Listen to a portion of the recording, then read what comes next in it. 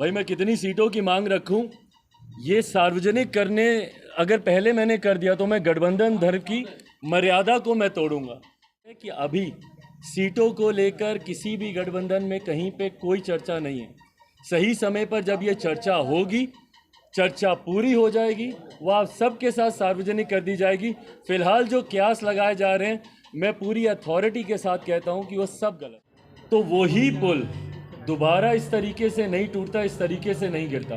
पहली जांच की रिपोर्ट उस वक्त भी भाई बहुत बड़े बड़े दावे किए गए थे कि पता नहीं IIT रुड़की और कहाँ से क्या, कहाँ है वो रिपोर्ट भाई, किसकी जानकारी में है?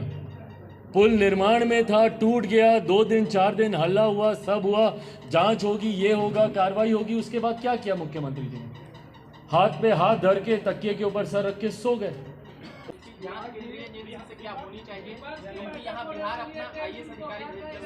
भाई बिल्कुल होनी चाहिए जांच, बिल्कुल होनी चाहिए, क्योंकि बिहार की जांच पर भैया कौन विश्वास करेगा?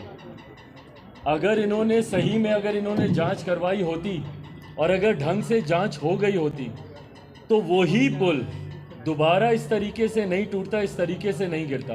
पहली जांच की रिपोर्ट उस वक्त भी भाई बहुत बड़े बड़े दावे किए गए थे कि पता नहीं IIT रुड़की और कहाँ से क्या, कहाँ है वो रिपोर्ट भाई, किसकी जानकारी में है?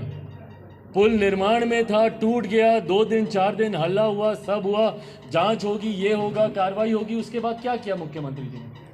हाथ पे हाथ धर के तकिए के ऊपर सर रख के सो गए। उसके बाद दोबारा उनकी नींद कब टूटती है? जब वही पुल पुनः टूट जाता है। और भाई कब से, दशकों से इस पुल के निर्माण का कार्य चल रहा है, कितनी बार इसकी राशि बढ़ाई गई है और इस तरीके से राशि बढ़ती गई। अगर मेरी जानकारी सही है तो 600-700 करोड़ का ये प्रोजेक्ट था। अभी हाल में जब ये टूटा है तो 1700 करोड़ पर आ गया।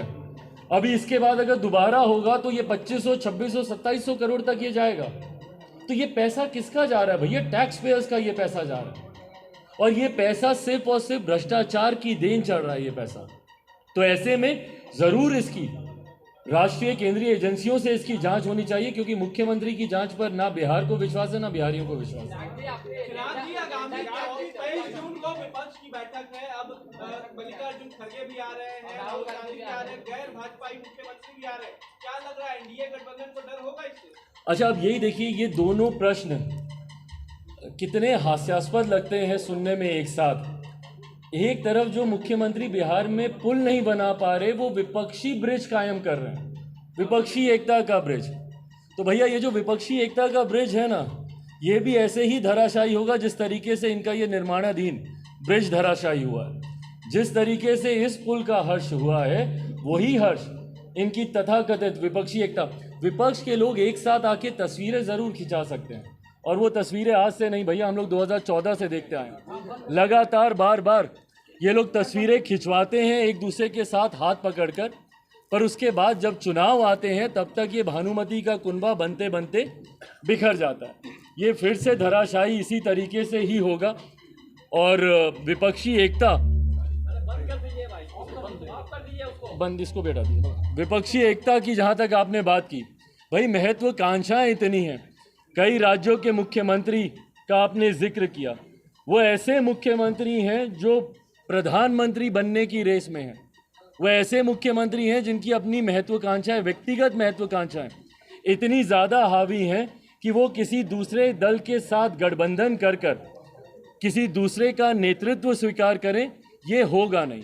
और ख़ास तौर पर बिहार के मुख्यमंत्री का नेतृत्व ना विपक्षी दल के नेता स्वीकार करने वाले हैं, ना ये देश की जनता स्वीकार करने वाली है।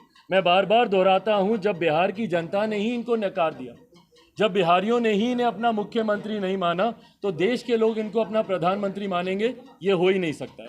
चिराग जी, एक सवाल है, आपने कहा कि गठबंधन पार्टी किसके साथ करेगी ये चुनाव से पहले तय होगा, लेकिन कितने सीटों पर आपकी तैयारी है? अगर आप किसी भी गठबंधन में जाते हैं तो कितने सीटों की मांग रखेंगे आप? भाई मैं कितनी सीटों की मांग रखूं, ये सार्वजनिक करने अगर पहले मैंने कर दिया तो मैं गठबंधन धर्म की मर्यादा को मैं तोड़ूंगा। ये ऐसे विषय हैं जो गठबंधन के भीतर चर्चा होनी ज़्यादा ज़रूरी है।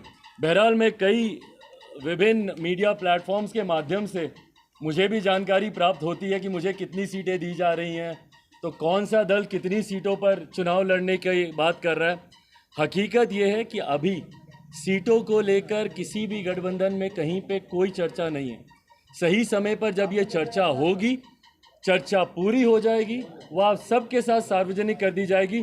फिलहाल जो कयास लगाए जा रहे हैं, मैं पूरी अथॉरिटी के साथ कहता हूं कि वो सब गलत है।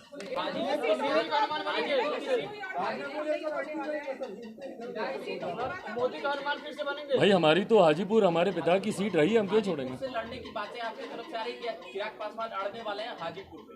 हमको अड़ने की जरूरत क्या है भाई? चाहिए एकदम। इसमें अड़ने की क्या बात है? हाजीपुर में जो आगजनी घटना हुई थी जिसमें 3 लोग पीड़ित थे, तो आपने उनको मुआवजा दिलाने की बात की थी सरकार से, तो क्या उसके लिए आपने सरकार से बात की? बिल्कुल, मैंने एक पत्र भी मुख्यमंत्री जी को मैंने भेजा है, जिसमें मैंने आग्रह किया है, भाई आगजनी होती है और उसके मुआवजे की राशि कितनी? 9800 उसकी राशि दी जाती है। जिसका सर्वोच्च लुट गया, जिसका घर बार, किताबें, बर्तन, कपड़ा लत्ता, सोना चांदी, जो नगद घर पे रखा हुआ था, जिसका सर्वोच्च लुट गया, उसके लिए बस इतनी सी राशि देकर आप अपना पल्ला झाड़ लेते हैं। ज़रूरी है उनका पूर्णतः उनका पुनर्वास करना। और ये आगजनी की घटनाएं जैसे जैसे गर्मी बढ़ेगी, हम लोग साल दर साल हम लोग देखते आए हैं, बिहार के अलग अलग इलाकों में इस तरीके की घटनाएं घटती रहती हैं। ऐसे में सरकार की जिम्मेदारी है, मुख्यमंत्री जी से भी मैंने आग्रह किया है कि उनके पूर्णतः पुनर्वास का संज्ञान लेना चाहिए। कई ऐसे एनजीओज़ हैं जिनके मैं संपर्क में हूं, जो इसमें ज़रूर सामने से आकर मदद करते हैं, बर्तन कपड़ा लत्ता उनको मुहैया कराते हैं। पर ये राज्य सरकारों की एक बड़ी जिम्मेदारी बनती है और मैं उम्मीद करता हूं कि आने वाले दिनों में कम से कम उनके पूर्ण पुनर्वास की जिम्मेदारी ये सरकार लेगी। सुल्तानगंज का जो पुल टूटा है, उस मामले में अफसरों पर भी कार्रवाई होनी चाहिए क्या? एब्सोल्युटली होनी चाहिए, क्यों नहीं होनी चाहिए? हर उस दोषी व्यक्ति पे कार्रवाई होनी चाहिए जिसकी लापरवाही की वजह से या जिसकी गैर जिम्मेदारी की वजह से इतना बड़ा हादसा हुआ है।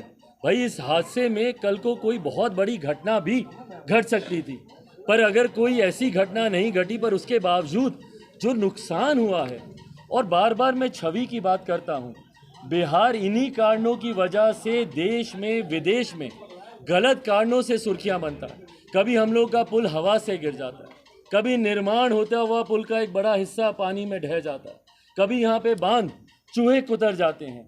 यही कारण है कि बिहार और बिहारियों को इतनी हीन भावना से दूसरे प्रदेशों में देखा जाता है। इस छवि को बर्बाद बनाने में और बिहारियों की छवि को बर्बाद करने की एक बहुत बड़ी जिम्मेदारी लगभग पिछले 2 दशक से रहे हमारे मुख्यमंत्री जी की है ना।